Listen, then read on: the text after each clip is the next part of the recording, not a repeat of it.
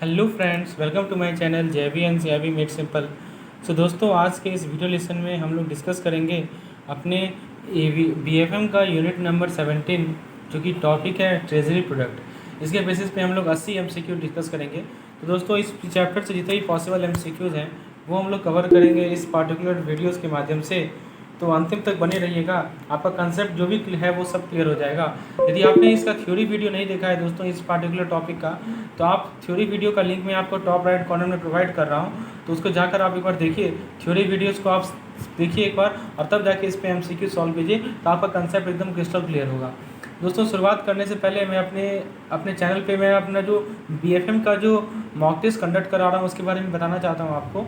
ये mock test का detail है। अभी तक कुल मिलाकर 9 मॉक टेस्ट हो चुके हैं, 10 से लेकर 16 मॉक टेस्ट आगे होने हैं। तो आप इसमें हैप्पियर होइए, अपने परफॉर्मेंस को चेक कीजिए और बेहतर से बेहतर करने का प्रयास कीजिए। साथ ही साथ बीएफएम के अलावा एवीएम का भी मॉक टेस्ट मैं कंडक्ट कर रहा हूँ, जो कि पेड मॉक टेस्ट है। ₹300 आपको पे करना पड़ेगा। इस नंबर पे आप मुझे व्हाट्सएप कीजिए, और ये हमारा शेड्यूल है दोस्तों। इसके अलावा अपने सीआरबी के प्लान के बारे में बता दूँ। ये 2 प्लान है, प्लान ए और plan B. As per your requirement, if your all the 3 subjects are remaining to clear, then you can opt for plan A, and if one subject is remains to clear, then you opt for plan B. And what are the benefits you will get? Following are the benefits you will get in both plan. And for detail you can WhatsApp me on this number 8292857381. Okay, so let's begin the session. हम लोग session को शुरुआत करते हैं अपने पहले question के साथ। पहला क्वेश्चन है, dash settlement takes place on the 3rd day 2 working day from trade day.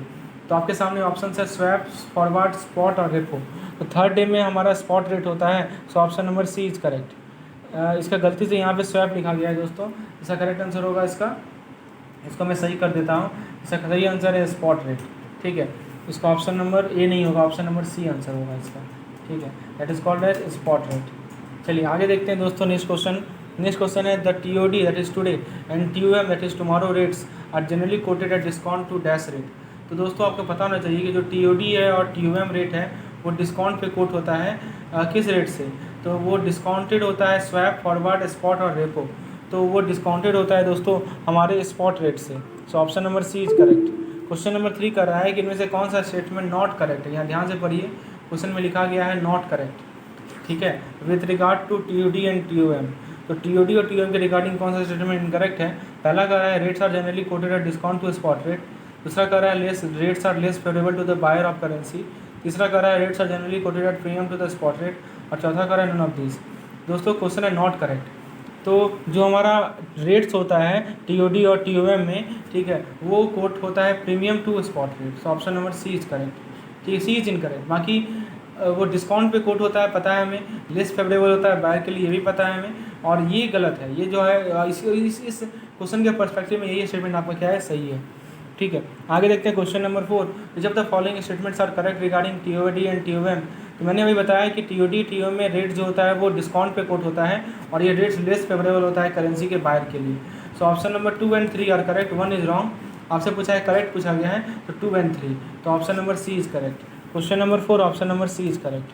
Question number 5 है, in an integrated market the premium और discount charge on the currency decided by. तो किसी इंटीग्रेटेड मार्केट में जो currency पे premium या discount charge होता है वो कौन डिसाइड करता है। पहला ऑप्शन है average interest rate differential of the currency bought and sold. B कर रहा है overnight interest rate differential of currency bought and sold. C कर रहा है वीकली इंटरेस्ट रेट डिफरेंशियल, और डी कर रहा है ओवरनाइट। तो दोस्तों, करेक्ट आंसर है इसका ऑप्शन नंबर बी, कि ओवरनाइट जो हमारा इंटरेस्ट रेट डिफरेंशियल है करेंसी बॉट एंड सोल्ड पे, वो डिसाइड करता है। ये हमारा पेड पीडीएफ के लिए आपको इस नंबर में मुझे व्हाट्सएप करना है। इसका option number B number correct है। आगे देखते हैं, द ट्रेजरी में enter into forward contract with. तो ट्रेजरी जो है फॉरवर्ड कॉन्ट्रैक्ट इंटर करता है किसके साथ। पहला ऑप्शन कर रहा है इंपोर्टर के साथ, दूसरा ऑप्शन कर रहा है एक्सपोर्टर के साथ, तीसरा ऑप्शन कर रहा है बैंक के साथ, और चौथा ऑप्शन कर रहा है ऑल ऑफ द अबव। तो दोस्तों, करेक्ट आंसर इसका ऑल ऑफ द अबव। तो ट्रेजरी जो है फॉरवर्ड कॉन्ट्रैक्ट इंटर कर सकता है इन तीनों के साथ। ठीक है, करेंसी डिलीवर हुआ 15 जुलाई 2013 को किसी सेल कॉन्ट्रैक्ट के लिए, जिसका डेट था 12 जुलाई 2013। तो 13 जुलाई 2013 एक हॉलीडे है, तो किस दिन आपका एक्सचेंज होगा। तो दोस्तों, ये जो एक्सचेंज होगा कौन से रेट से हुआ है। तो दोस्तों, आप देखिए, मैंने बताया था कि 13 जुलाई को आप एक होता है कॉन्ट्रैक्ट डेट और एक होता है हमारा सेटलमेंट डेट। ठीक है, तो आपको यदि पता है कि 2 दिन का गैप रहता है तो 100 स्पॉट रेट लगता है। यहाँ पे कॉन्ट्रैक्ट डेट आप देखिए तो 13/07/11। ठीक है, नहीं, कॉन्ट्रैक्ट है 12, ठीक है, और सेटलमेंट हो रहा है 15/07/11, लेकिन बीच में एक आपका हॉलीडे है। तो 14/13 आपका हॉलीडे है, 14/15 ठीक है। तो इसलिए आफ्टर 2 डेज हो रहा है तो ये हमारा स्पॉट रेट लगेगा, ठीक है। आगे देखते हैं a treasury transaction with customer in known as. तो कस्टमर के साथ ट्रेजरी ट्रांजेक्शन होता है, उसको हम लोग क्या कहते हैं, उसको हम लोग कहते हैं merchant business transaction, option number A. Next question है money at call and short notice is also known as. तो कॉल और शॉर्ट नोटिस पे जो मनी होता है उसको हम लोग inter bank call money market कहते हैं, that is known as inter bank call money market. आप यदि इस एमसीक्यू सेशन को अटेंड कर रहे हैं तो आप बुक का समझिए कि कोने से जो क्वेश्चन पूछा जा सकता है वो कवर कर रहे हैं। तो जितना बार आप इस एमसीक्यू सेशन को कवर कीजिएगा मेरी पीडीएफ के माध्यम से या वीडियो के माध्यम से, कम समय है तो आप पीडीएफ को ऑप्ट कर सकते हैं, नीचे नंबर पे व्हाट्सएप कीजिए, तो आप उतना बार आपका कंसेप्ट क्लियर होगा और एग्जामिनेशन में इससे ज़्यादा क्वेश्चन आने की संभावना ही नहीं, क्योंकि मैंने हर एक पॉइंट को कवर किया है। So option number B is correct. आगे देखते हैं when treasury enter into forward contract with importer और exporter it covers it on exposure by way of. तो जब ट्रेजरी जो है फॉरवर्ड कॉन्ट्रैक्ट इंटर करता है एक्सपोर्टर के साथ या इंपोर्टर के साथ, वो अपने एक्सपोजर को कवर करता है किस तरीके से। पहला है taking reverse position in the interbank market, दूसरा है taking same side position in the interbank market, C कर है taking reverse position with other customer, any of the above. तो करेक्ट आंसर होगा इसका taking reverse position with in the interbank market, ठीक है, option number A is correct. आगे देखते हैं फॉरवर्ड प्रीमियम या forward differential depends upon currency fluctuation, interest rate differential between to currency, demand and supply of two currency, stock market return. दोस्तों forward premium या forward differential किस पे depend करता है, वो डिपेंड करता है interest rate differential between two countries, option number B is correct. आगे देखते हैं 12 number in case of free currency forward premium and discount is exactly equal to difference between. तो फ्री करेंसी के केस में forward premium या discount जो होता है किसी इसके बीच का डिफरेंस होता है। करेक्ट आंसर है risk free interest rate of the two currency. तो जो भी दो करेंसी है उसका जो रिस्क फ्री इंटरेस्ट रेट है उसके बीच का डिफरेंस होता है हमारा फॉरवर्ड प्रीमियम या डिस्काउंट। अगला क्वेश्चन है जो इंटरेस्ट रेट डिफरेंशियल होता है उसको ऐड करते हैं स्पॉट रेट ऑफ किसके। तो करेक्ट आंसर इसका लो इंटरेस्ट यील्डिंग करेंसी, ठीक है। तो जो हमारा लो इंटरेस्ट यील्ड जो करेंसी लो इंटरेस्ट यील्ड करता है उसमें इंटरेस्ट रेट डिफरेंशियल को ऐड उसके स्पॉट रेट में इंटरेस्ट रेट डिफरेंशियल को हम लोग ऐड करते हैं। So option number A is correct.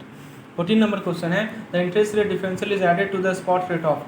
अभी हमने देखा है कि इंटरेस्ट रेट डिफरेंशियल को ऐड करते हैं spot rate low yielding currency में, ठीक है। तो ओनली वन इज करेक्ट, ठीक है। आगे देखते हैं दोस्तों next question for forward discount the interest rate differential is dash from the dash rate for high interest yielding currency. तो अब देखिए लो इंटरेस्ट यील्डिंग करेंसी में स्पॉट रेट से हम लोग क्या करते हैं ऐड करते हैं, अभी हमने बताया है कि ऐड करते हैं। तो यहाँ पे हाई इंटरेस्ट यील्डिंग करेंसी होगा तो इंटरेस्ट रेट डिफरेंशियल को सब्ट्रैक्ट करेंगे स्पॉट रेट से, तो ऑप्शन नंबर सी करेक्ट हो जाएगा, ठीक है। Subtracted from spot rate subtracted from spot rate from for high interest yielding currency, so option number C is correct.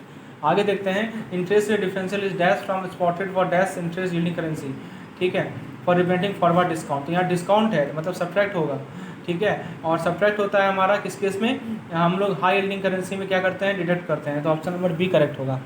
आगे देखते हैं द डिफरेंशियल, देखिए एक ही कंसेप्ट है उस पर घुमा घुमा के क्वेश्चन पूछ रहा है। The difference between spot and forward rate is dash the dash rate for low yielding. तो देखिए लो इंटरेस्ट यील्डिंग करेंसी है तो हम ऐड करते हैं स्पॉट रेट से, और ये आपको पता है, ठीक है। और हम लोग उस केस में हमारा क्या होता है ऐड करते हैं तो प्रीमियम होता है, ठीक है, is added to the spot rate for low interest yielding currency and this is known as premium, ठीक है। तो option number A is correct. आगे देखते हैं in perfect market with no restriction on finance and trade the dash is the basic factor in driving the forward rate. तो किसी perfect market में जहाँ कोई रिस्ट्रिक्शन नहीं होता है फाइनेंस या ट्रेड में, तो कौन सा बेसिक फैक्टर होता है जिसपे बेसिस पे आप फॉरवर्ड रेट पे अराइव करते हैं। तो है आंसर इसका इंटरेस्ट रेट डिफरेंशियल, ठीक है। Interest rate differential correct answer होगा।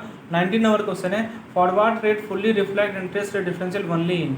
तो जो फॉरवर्ड रेट होता है वो इंटरेस्ट रेट डिफरेंशियल को रिफ्लेक्ट करता है किस केस में, control economy, developing economy, economies where interest rate are free, in perfect market where the currency are fully convertible and markets are highly liquid. Correct answer होगा इसका option number D, ठीक है। A combination of spot and forward transaction और a combination of two forward transaction is called swapped on, option, swap और none. तो यदि combination होता है स्पॉट और फॉरवर्ड ट्रांजेक्शन का या दो फॉरवर्ड ट्रांजेक्शन के कॉम्बिनेशन को हम लोग ऑप्शन उसको हम लोग स्वैप कहते हैं, that is known as swap, ठीक है। तो जब भी आप स्पॉट और फॉरवर्ड कंबाइन करोगे that is known as swap transaction, so option number C is correct. अगला क्वेश्चन है select the correct statement. Interest arbitrage exist only when one of the currency interchange is fully convertible. यानी interest arbitrage तभी होता है जब जिस currency के बीच में एक्सचेंज हो रहा है वो फुल्ली कन्वर्टेबल होगा, at least one. No interest arbitrage exist between free currency as the forward premium और discount equal interest rate differential. The swap is equal to widen is use to widen the mismatch between currency and interest rate. D कर रहा है both B and सी। तो correct answer है दोस्तों इसका option number B कि interest arbitrage exist नहीं होता है फ्री करेंसी के बीच में, क्योंकि फॉरवर्ड प्रीमियम या फॉरवर्ड डिस्काउंट जो है वो इंटरेस्ट रेट डिफरेंशियल के बराबर है। So option number B is correct. 22 number question है। 22 नंबर क्वेश्चन यहाँ पे एक न्यूमेरिकल बेस्ड क्वेश्चन है। स्पॉट रेट दिया हुआ है आपको, फिर 180 डे फॉरवर्ड रेट दिया हुआ है, annualise interest rate for 6 month दिया हुआ है, ऑनलाइन 6 मंथ रुपीज़ में दिया हुआ है और यूएस डॉलर में दिया हुआ है। क्या कोई आर्बिट्रेज पॉसिबल है? तो दोस्तों इस केस में आपका करेक्ट आंसर है ऑप्शन नंबर ए। ठीक है, तो इस केस में इंटरेस्ट आर्बिट्रेज जो है फॉरवर्ड प्रीमियम से ज़्यादा होगा। ठीक है, आप इस दोनों को माइनस कर दीजिए। ठीक है, और एक फॉरवर्ड प्रीमियम निकालने का तरीका आपको पता है, ये 4% हो गया इंटरेस्ट आर्बिट्रेज, और forward premium P into R into T upon 100 से निकालेंगे तो आप उस केस में देखेंगे कि जो इंटरेस्ट आर्बिट्रेज है जो 4% है ये 2 पॉइंट समथिंग आएगा। ठीक है, तो वो ज़्यादा होगा फॉरवर्ड प्रीमियम से, इसलिए आर्बिट्रेज की पॉसिबिलिटी है। तो option number A is correct. आगे देखते हैं, bank can invest surplus foreign exchange fund in the following. तो बैंक कहाँ इन्वेस्ट करती है अपनी सरप्लस फॉरेन एक्सचेंज फंड को? इंटर बैंक लोन में, शॉर्ट टर्म इन्वेस्टमेंट में, नॉस्ट्रो अकाउंट में, या ओवरसीज़ कॉर्पोरेट सिक्योरिटी के इन्वेस्टमेंट में, या ओवरसीज़ कॉर्पोरेट को लोन प्रोवाइड करने में। तो दोस्तों फॉरेन एक्सचेंज फंड को बैंक जो है वो इन्वेस्ट करती है कहाँ कहाँ? तो देखिए, सबसे पहले इंटर बैंक लोन में इन्वेस्ट करेगी, शॉर्ट टर्म इन्वेस्टमेंट में इन्वेस्ट करेगी, और नॉस्ट्रो अकाउंट में इन्वेस्ट करेगी। सो 1 2 3 है, 1 2 3 are correct. So option number C is correct, 1 2 3। ठीक है, आगे देखते हैं दोस्तों, placement of fund for overnight is called. तो ओवरनाइट प्लेसमेंट जो फंड का होता है उसको हम लोग क्या कहते हैं? उसको हम लोग कहते हैं कॉल मनी। ठीक है, तो फंड का ओवरनाइट प्लेसमेंट को हम लोग क्या कहते हैं? कॉल मनी कहते हैं। नेक्स्ट क्वेश्चन है, the raising and deploying short term resources by bank with maturity of 15 days and above up to 1 year is called. तो आप यदि शॉर्ट टर्म रिसोर्स को रेज कर रहे हो और डिप्लॉय कर रहे हो जिसका मैच्योरिटी 15 दिन है और इसके अबव है, उसके आप क्या कहेंगे? उसे हम लोग कहते हैं दोस्तों टर्म मनी। ठीक है, और विच of the following can not participate in the call money market. Call money market में कौन पार्टिसिपेट नहीं कर सकते हैं? पहला ऑप्शन है लैंड डेवलपमेंट बैंक, दूसरा ऑप्शन है प्राइमरी डीलर, तीसरा ऑप्शन है म्यूचुअल फंड प्लेयर। तो आप बताइए कॉल मनी मार्केट में दोस्तों कौन पार्टिसिपेट नहीं कर सकते हैं? तो दोस्तों can not participate in call money market, यहाँ पे कैन नॉट की जगह आप कैन कर लीजिए, क्योंकि यहाँ पे कैन पार्टिसिपेट होगा, क्योंकि ये लैंड डेवलपमेंट बैंक नहीं कर सकते हैं। ठीक है, तो प्राइमरी डीलर और म्यूचुअल फंड प्लेयर ये कर सकते हैं। सो ऑप्शन नंबर सी होगा। ठीक है, आगे देखते हैं दोस्तों, money at call and short notice is known as capital market, उसको हम लोग inter bank call money market कहते हैं। So option number B is correct. The treasury bill are issued by RBI on the fix period interval, which of the following is not correct? 91 day treasury bill on weekly basis, 182 day treasury bill on fortnightly basis, 364 day treasury bill on monthly basis, none of the above. तो बताइए कौन सा correct है? इसमें correct है 364 day treasury bill on monthly basis. ठीक है, ये गलत स्टेटमेंट है। ठीक है, 91 डेज होता है वीकली बेसिस पे, 182 डेज होता है फोर्टनाइटली बेसिस पे, लेकिन 364 दिन जो है मंथली बेसिस पे नहीं होता है। So option number C is not correct. ठीक है, आगे देखते हैं 100 number question, treasury uses a variety of money market instrument to optimise return on fund, which of the following is not a money market instrument. तो ये corporate debt paper आपका money market instrument नहीं है, बाकी आपका CVLO, treasury bill और certificate of deposit, these are money market instrument. So correct answer will be option number C. आगे देखते हैं दोस्तों, treasury bill are not issued by RBI, RDA, government of India. तो RBI इशू करती है, IRDA और government of India issue इसे नहीं करती है। So option number C will be correct. ठीक है, तो treasury bill not issued by government of India and IRDA।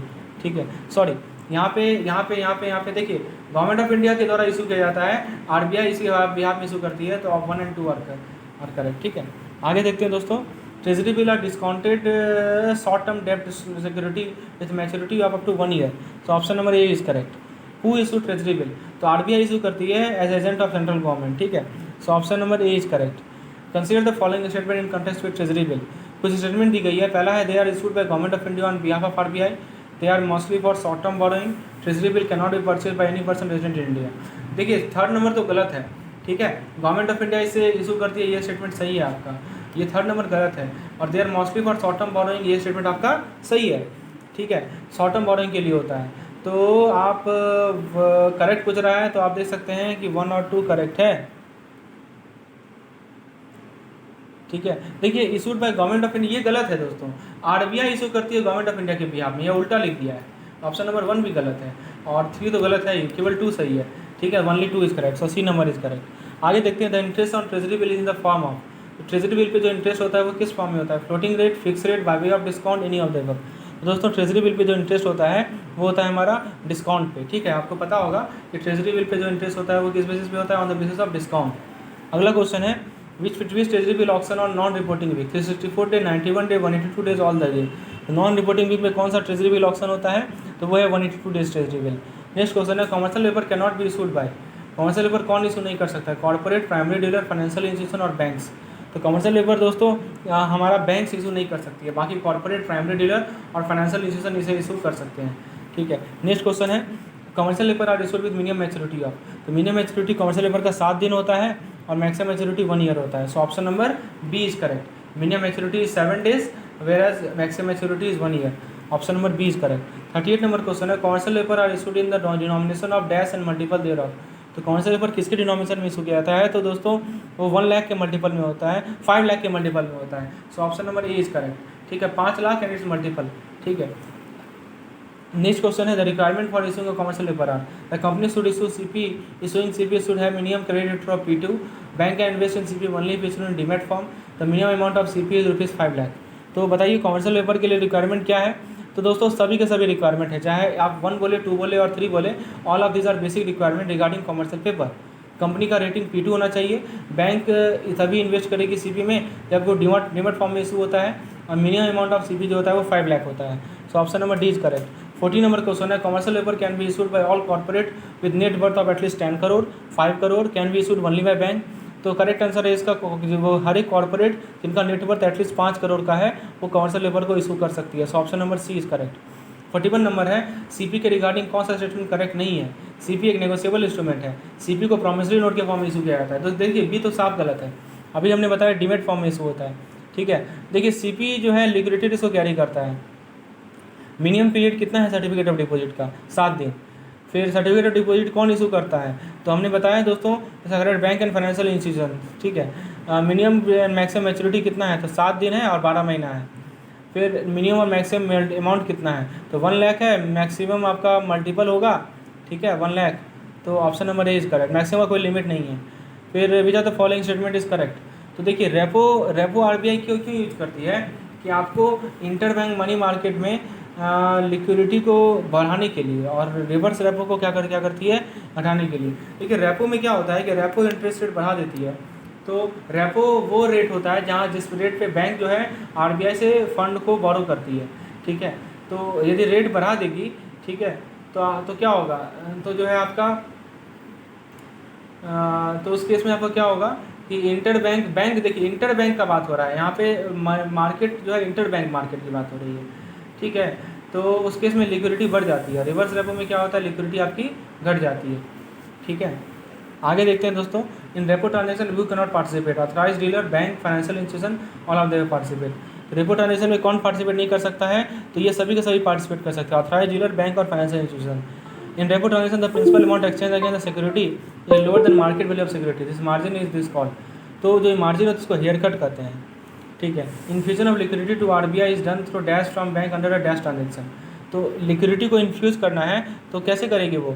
तो लैंडिंग करेगी रेपो ट्रांजेक्शन में। ठीक है, तो लैंडिंग के थ्रू क्या होता है? लिक्विडिटी का इन्फ्यूजन होता है। नेक्स्ट क्वेश्चन है CBLO इज डैश। तो रेपो रेट में, रेपो में क्या होता है कि आरबीआई लैंड करती है फंड किसे? बैंक को। ठीक है, और रिवर्स रेपो में क्या होता है कि आरबीआई वापस खींचती है पैसा बैंकों से। CBLO is dash market instrument issued by.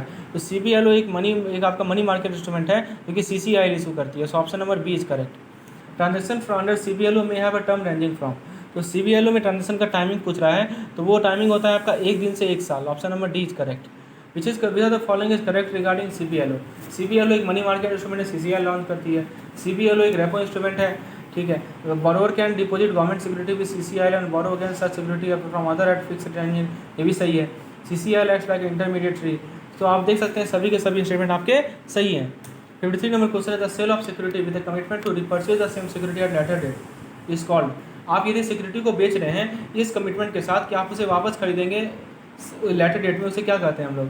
CBLO, repo, reverse repo, derivative, उसे हम लोग कहते हैं दोस्तों रेपो।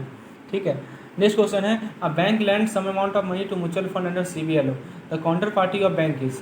तो आप यदि बैंक जो है कुछ पैसा म्यूचुअल फंड को दे दी CBLO के अंतर्गत, तो काउंटर पार्टी को क्या कहते हैं? बैंकर और म्यूचुअल फंड, RBI या CCIL। तो काउंटर पार्टी को हम लोग CCIL कहते हैं। नेक्स्ट क्वेश्चन है bill rediscounting is done at dash market rate, foreign exchange market rate, money market rate, securities market rate, global market rate. तो बिल डिस्काउंटिंग दोस्तों होता है हमारा मनी मार्केट रेट में। नेक्स्ट क्वेश्चन है government security are issued by RBI on behalf of government of India, government of India, CB on behalf of RBI, CCI on behalf of government of India. तो दोस्तों government security कौन issue करता है? Government security RBI issue करती है, किसके behalf में? Government of India के बिहाफ में। तो government securities are issued by RBI on behalf of government of India. Next question है हमारा which of the following is significant regarding government security? They are issued by public डेब्ट office of RBI, state government issue state development bond, government security are sold through auction by RBI, all of the above. दोस्तों सभी के सभी statement significant है government security के regarding. Next question है दोस्तों state government security are available for minimum amount of. याद रखिएगा स्टेट गवर्नमेंट सिक्योरिटी का मिनिमम अमाउंट होता है 10,000 और इसके मल्टीपल में होता है, तो option number B is correct. ठीक है, आगे देखते हैं bank investment in government security are classified into. तो बैंक का जो गवर्नमेंट सिक्योरिटी में इन्वेस्टमेंट होता है उसको 3 पार्ट में क्लासीफाई करते हैं, चाहे आपका एसटीएम होगा हेल्ड टिल मैच्योरिटी, चाहे आपका एएफएस होगा अवेलेबल फॉर सेल, चाहे आपका एचएफटी होगा held for trading. All of these are categorize under bank investment in government security. So correct answer is all of this, option number D is correct. Next question है treasury uses a variety of money market instrument to optimise return on fund, which are the following not. हम लोगों ने discuss किया है, correct answer है certificate corporate debt paper. Next question है tier, यहाँ पे गलती से टी वर्ड छूट गया, इसको मैं लिख देता हूँ। ठीक है, यहाँ पे टी होगा, tier dash capital bond are issued by bank fall under corporate debt paper. तो कॉर्पोरेट डेट पेपर में कौन सा कैपिटल बॉन्ड इशू होता है? तो कॉर्पोरेट डेट पेपर में टायर 2 होता है, tier 2 capital bond. Next question है debenture are govern by law of contract, company law, negotiable instrument, none of this. तो डिवेंचर गवर्न होता है दोस्तों किससे? कंपनी लॉ से। नेक्स्ट क्वेश्चन है debenture are classified as long term डेप्ट, short term loan, on fund is raised from share holder. तो debenture को क्लासीफाई किया जाता है दोस्तों लॉन्ग टर्म डेप्ट में। Which are the following is true? Debenture are govern by law of contract, bonds are govern by law of contract, debentures are non negotiable instrument, bonds are non negotiable instrument. तो दोस्तों debenture जो है वो law of contract से नहीं govern होता है, bond जो होता है वो लॉ ऑफ कॉन्ट्रैक्ट से गवर्न होता है। मैंने डिवेंचर के बारे में आपको बताया दोस्तों। ठीक है, डिवेंचर गवर्न होता है किससे? तो कंपनी लॉ से गवर्न होता है। ठीक है, और बॉन्ड गवर्न किससे होता है? लॉ ऑफ कॉन्ट्रैक्ट से गवर्न होता है। ठीक है, corporate debt paper refers to dash term bond and debenture issued by corporate and financial institution which are tradable. तो बताइए corporate debt paper short term bond है या लॉन्ग टर्म बॉन्ड है या मीडियम टर्म बॉन्ड है? तो corporate debt paper आपका दोस्तों या तो मीडियम टर्म बोलिए या लॉन्ग टर्म बोलिए। ठीक है, the material difference between debenture and bond. Debenture और बॉन्ड के बीच डिफरेंस पूछा गया। Debenture are govern by relevant provision of company law, सही स्टेटमेंट है। Debenture are transferable on registration, bonds are negotiable instrument govern law of contract, ये भी सही है। ठीक है, क्या डिवेंचर रजिस्ट्रेशन पे ट्रांसफर होता है? तो हाँ होता है। ठीक है, तो करेक्ट आंसर है इसका ऑप्शन नंबर डी। ठीक है, करेक्ट आंसर क्या है दोस्तों? इसका ऑप्शन नंबर डी हमारा करेक्ट आंसर है। आगे देखते हैं इन इंडिया, यहाँ पे आई छूट गया। ठीक है, इन इंडिया इसको मैं सही कर देता हूँ। भारत में bonds are issued by institution in dash sector by debenture by corporate in dash sector. तो दोस्तों बॉन्ड कौन इशू करती है? तो बॉन्ड इशू करती है भारत में पब्लिक सेक्टर। ठीक है, और डिवेंचर कौन इशू करता है? प्राइवेट सेक्टर, ये याद रखिएगा। चलिए उसके बाद दोस्तों नेक्स्ट क्वेश्चन देखते हैं the silent feature of convertible bond is.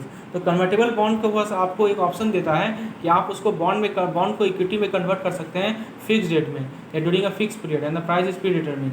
ठीक है, मतलब बॉन्ड को आप इक्विटी में कन्वर्ट कर सकते हैं, ये होता है कन्वर्टेबल बॉन्ड। नेक्स्ट क्वेश्चन है दोस्तों, इसमें गलती लिखा गया है। ठीक है, इसमें देखिए गलती से मैंने बी लिख दिया, करेक्ट आंसर डी है, इस करेक्ट आंसर इज डी। ठीक है, आगे देखते हैं दोस्तों the bond that grant the investor the right to exchange their bond for common stock is called. तो जो बॉन्ड इन्वेस्टर को राइट देता है कि वो एक्सचेंज कर सके बॉन्ड को कॉमन स्टॉक को, उसे क्या कहते हैं? तो that is called as convertible bond. Which of the following statement is not correct? कौन सा स्टेटमेंट करेक्ट नहीं है? ध्यान दीजिएगा, नॉट करेक्ट कहा गया है। Rupee is freely convertible on current account, rupee is not freely convertible on capital account, rupee is too large and convertible on capital account, rupee is not freely convertible on current account. तो दोस्तों correct answer इसका option number D कि rupee जो है current account पे freely convertible है, बिल्कुल सही बात है। कैपिटल अकाउंट पे नॉट फ्रीली कन्वर्टेबल, ये भी सही बात है। ऑल्सो कैपिटल अकाउंट पे लास्ट एंड कन्वर्टेबल है लेकिन पूरा कन्वर्टेबल नहीं है, तो डी नंबर सही होगा। ठीक है, आगे देखते हैं rupee is convertible on current account as well as capital account not to the relaxation allowed by RBI in the area of. तो ये तीनों के तीनों एरिया में, चाहे एफडीआई हो, ईसीबी हो या ओडीआई हो। ठीक है, तो इन तीनों के तीनों एरिया में आरबीआई ने कुछ रिलैक्सेशन दे रखी है, जिसके कारण रुपी को आप करंट अकाउंट पे या कैपिटल अकाउंट पे कन्वर्ट कर सकते हैं। नेक्स्ट क्वेश्चन है एडीआर इज रिसिप्ट और certificate issued by dash bank representing title to a specified number of share of a dash company. ADR American depositor receipt बोलते हैं इसे। तो यूएस बैंक इसे इशू करती है और इसमें शेयर जो होता है नॉन यूएस कंपनी का होता है। ठीक है, एडीआर के रिगार्डिंग कौन सा स्टेटमेंट करेक्ट नहीं है? तो दोस्तों एडीआर के रिगार्डिंग स्टेटमेंट आपको पता होना चाहिए। एडीआर एक यूएस डॉलर डिनोमिनेटेड फॉर्म है इक्विटी ऑनरशिप का। ADR do not limit the currency risk associated with the investment. So option number C is correct. ECB Indian company can borrow dash without approval of RBI. तो under ECB में दोस्तों under $50 million up to minimum period of 5 years, $20 million up to minimum period of 3 years. So option number C is correct. EEFC account कौन maintain करता है? EEFC account maintain करता है individual receiving grants in rupees from abroad under FCRA. ठीक है. External commercial borrowing क्या होता है? Indian company can borrow on global market bank through reserve debt can be repaid by country currency और refund into foreign currency. तो दोनों सही है. All bonds, all borrowing of bank, including ECB and temporary overdraft in nostro account, not registered within 5 days, shall not exceed dash of the unpaid tier 1 capital or $dash million whichever is higher. तो देखिए इसमें क्या है कि जितने भी borrowings है bank के, चाहे ECB हो चाहे टेम्प्रेरी ओवरड्राफ्ट हो नॉस्ट्रो अकाउंट के, वो नहीं एक्सीड करेंगे 50% ऑफ द अनपेड वैल्यू और $10 million whichever is higher. ठीक है. एन इंडिविजुअल अगर not permitted to remit overseas freely without RBI approval up to $20,000 $2 lakh पर ईयर. ठीक है. Export earner foreign currency account, exporter are allowed to hold up to तो 100% of their export proceed in current account with the bank, no interest is paid on such fund. SGL account is subsidiary ledger account maintain by public debt office of RBI. तो option number C correct होगा.